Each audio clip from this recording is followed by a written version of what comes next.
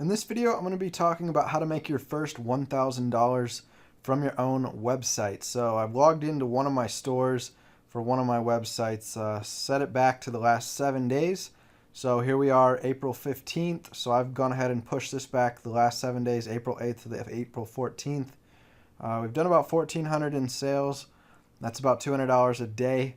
And we've had 22 items purchased from 18 customers. So if we divide the 1,400 roughly by about 20 items or so, we're making close to $70 per purchase. So that's just some math to keep in mind when we move forward here into our video lesson of how to achieve making your first $1,000 in a month. I'm obviously doing a little over that per week here, but we want to start small and set that first goal to hit your first 1,000 in an entire month. So you can kind of see these numbers. This is kind of what you'd be shooting for throughout your entire month. 18 to 20 orders in my case, which the average product value then would be about $70 in order to hit that. And it comes out to about $200 a day. But anyhow, let's go ahead now on to how to get to this point as I break down the step-by-steps. All right, so here's the basics we're going to review in today's video. First, we're going to talk about product. Then we're going to talk about traffic, which are the people that are coming to the product sales page. And then we're going to talk about conversion rates, how many of those people that come to the sales page are actually buying the product. And then there's time and patience. So let's go ahead and move on to the product tab. So first off, in order to make $1,000 a month, you need to break down how you're going to achieve that. So as you saw a moment ago, I was falling in the $70 price range, which was in between here. But if you're selling a $10 product, then you're going to need to sell 100 of them to make $1,000. If you're selling a $25 product, you're going to need to make 40 sales a month. $50 product, 20 sales. 100, 10. $200 product, you got to only make 5 sales. And then here, you got to sell 2 for a $500 and 1 for a $1,000 program. So this is kind of just breaking down the math first, so you can see the math, how it all works. You saw on my back end, my numbers, I had made, I think 22 products had been sold so far. So I fell, right around here, making 20 sales. And my average order value was over $70. So I was making over $1,000. As you saw, I had made 1,400 in the past week. But to get to that $1,000 mark every month, I'd have to sell about a $50 product and make 20 sales of them, which I'm clearing that per week right now. So I'm already there, but that would be, the milestone that you'd want to set if you were trying to kind of copy similar and sell some kind of $50 product. So what could you sell that makes up these different prices? Your $10 products that you're selling on your website could be pretty much anything. I mean, depends on what niche you're in. In my case, I sell digital products that people download. So if you think of like the fitness space, people sell their workout programs, and people can buy workout programs and go through the workout routines. So they're downloading PDFs of all the exercises and basically buying access to like a membership site. So when they log into their account, they get access to all these tools and resources. So that could be something, up here in the higher priced range. If you're trying to make a one-time sale where you charge like $500 for somebody to get access to some kind of membership website of yours where they get all kinds of resources from you.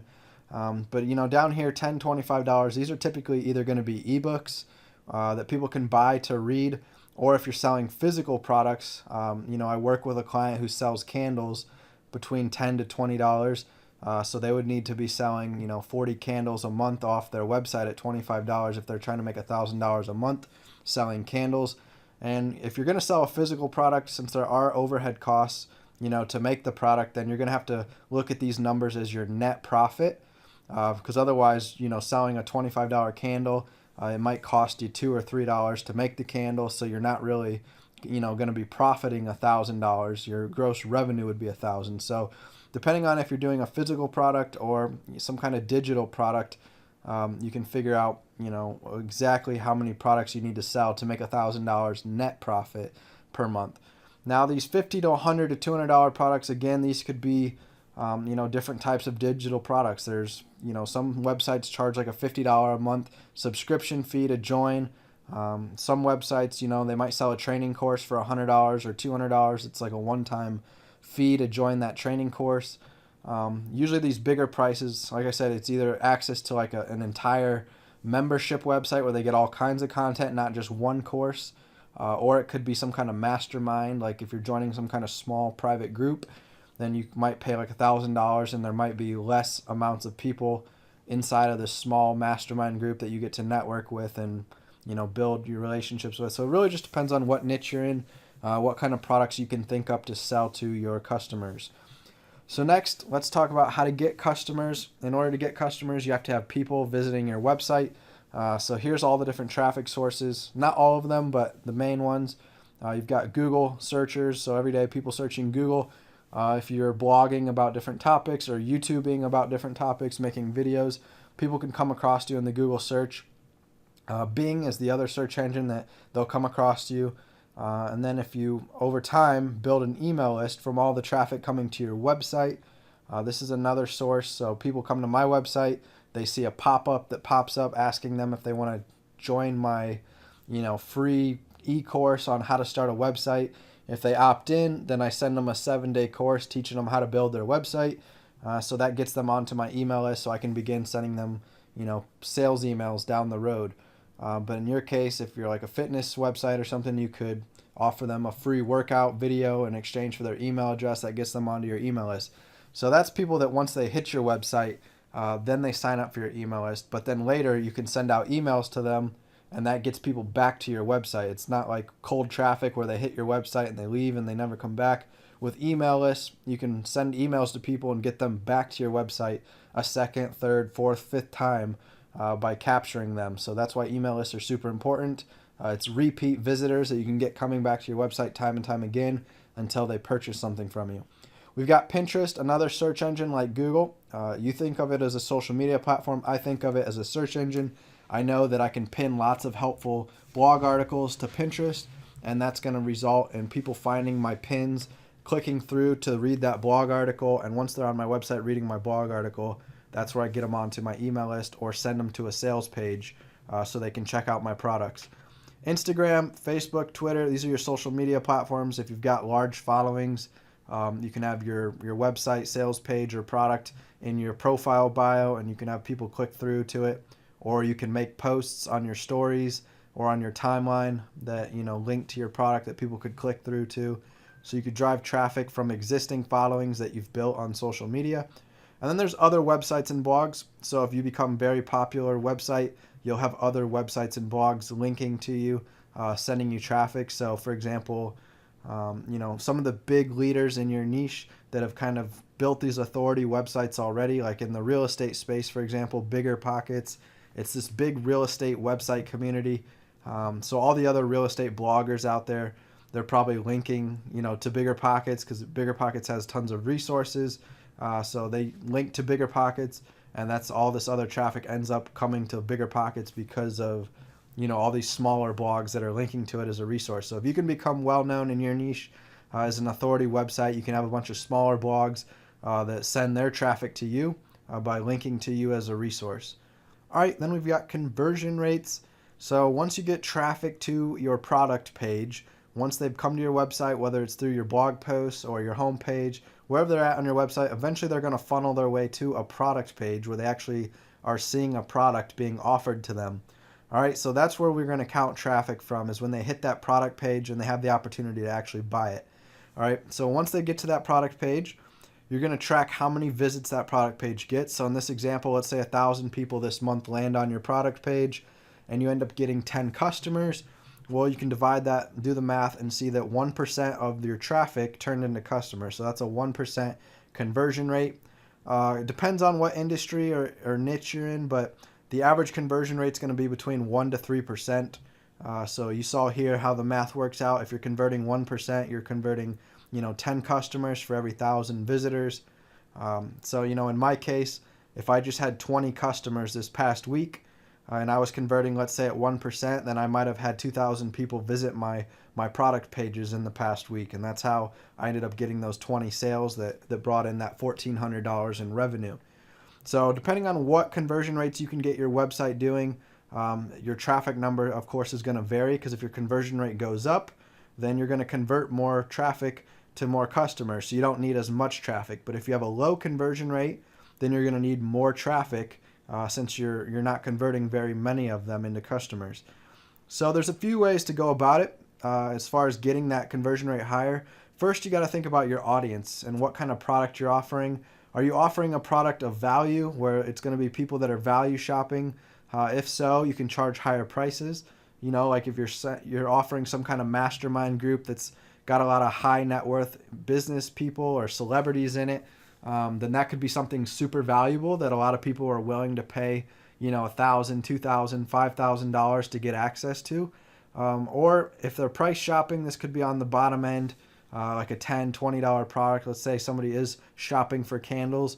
They're going to look at a bunch of different candles scents, and if they find the same candle scent on multiple websites, then they're going to start shopping for which one they can buy the cheapest.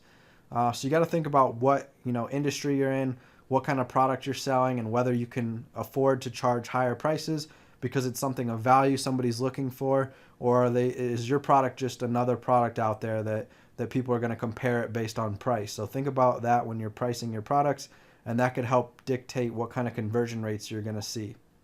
All right, here's another example next with traffic and conversion rates kind of combined. So an example, let's say you've got all these different traffic methods set up that's sending you traffic each month. So let's say Google's bringing you maybe 1,000 people a month. You can also track then, based on your customers, you can go back in your analytics if you use Google Analytics, and you can see what the traffic source was for each of your customers. So in this case, let's pretend that you had 1,000 people come from Google, and maybe 3 of those people bought, and then maybe Bing sent you 200 people and you had 1 customer. Maybe your email list had 400 people stop by your product pages and 12 of them bought. So you can see these different traffic amounts that came to your website product page, and you can see these different number of customers that are attributed to each of these sources. So you can go in and kind of track not only the overall conversion rate of your website, but you can go break it down by individual traffic sources to find out what converts the best. These are just made up examples. Don't take them to mean anything, but I will say email list does typically convert the best. So that's why you see the most sales here, and it had the least amount of traffic. Again, this was just a made up example, but that is what I've seen, across the board. A lot of bloggers talk about in their income reports, most of their sales come from their email list. That's why it's super important to have an email list and to build one. And I go over that more in some other videos, but you can use a company like MailChimp or ConvertKit. ConvertKit's the company I use because you can do a lot of fancy features. But if you want to learn more about ConvertKit, you can just go to asknickfoy.com/CK, and that'll be my affiliate link that'll take you to ConvertKit to let them know I referred you. But ConvertKit, super important for building an email list. They're going to convert higher. That's why it's called ConvertKit, because it's built to help you have a higher conversion rate. But yeah, so there's all these other methods here. You can go in, look at how many people came from each traffic source, and then look at how many customers you got from each traffic source. And that can show you where you should spend most of your marketing efforts. As they say, 20% of your efforts are going to produce 80% of your results. So find what that top 20% is that's producing 80% of your sales and focus on, those the most. All right, and last, let's go over again some of the equations. So traffic times conversion rate is going to equal sales. Unfortunately, this came down on the wrong line here, but it's supposed to say traffic times conversion rate equals, and that's sales. So let's say we had 1,000 traffic and our conversion rate was 3%, then we'd make 30 sales. The other way to calculate then would be revenue. So once we know, let's say once you've run your website for a month and you saw that you had 1,000 people hit and you saw you had 30 sales, you were able to calculate your conversion rate 3%. And then let's say that 30 sales drops down here and your product price was $33. So that's going to get you your $1,000 of revenue per month that we're making as a goal. But it's going to change up, like I said, based on the price of your product. So again, another way to look at it, let's say we had a $50 product. So in order to make $1,000 of revenue, you're going to need 20 sales now. So since a $33 product is less, you're going to need to make more sales. You're going to have to make 30 sales to get to 1,000. But if we up the price to $50, then we're going to only need 20 sales instead of 30 sales. So I hope I'm not losing you there. But the point is, to get 20 sales now, at a $50 product price, we might not convert at 3% still. So like before, we were converting at 3% because the price was lower. But when the price goes up, our conversion rate might drop. So let's say we find out that the $50 price is converting at 1%. So we can throw that back here into the equation. In order to make 20 sales at the $50 price, and we convert at about 1% each month, so that's going to need about 2,000 website visitors. So don't just think that you can raise your price and get the same conversion rate at 3%, and that's going to drop how much traffic you need. Your conversion rate's probably going to drop as you raise your price. So you're still going to need a decent amount of traffic, but it will be less traffic overall that you're going to need, depending on if you keep your conversion rate pretty steady. So with all that being said, these are just different ways to run calculations. These are different formulas. So the best way to do it is to set your website up, and at the end of every month, again, look at how much traffic you had, look how many sales you had, calculate your conversion rate, and then you can carry that forward to the next month to project out, if you want to make a certain sales revenue, what kind of traffic you're going to need. So if you find your conversion rate tends to be about 3% on average, and you see that you're getting about 1,000 people a month, then you're going to make about $1,000. Now, if you want to step that up and you want to get to $2,000, well, now you know that you're just going to have to double your traffic. So you're going to need 2,000 people converting at 3%, and that's going to double your sales to 30 to 60, and then that's going to get you to $2,000. So you can play around with the numbers, see what works for you based on what product you're selling, what price you're selling, and then you can try to calculate how much traffic you're going to need at different conversion rates based on that product and that price point you're selling.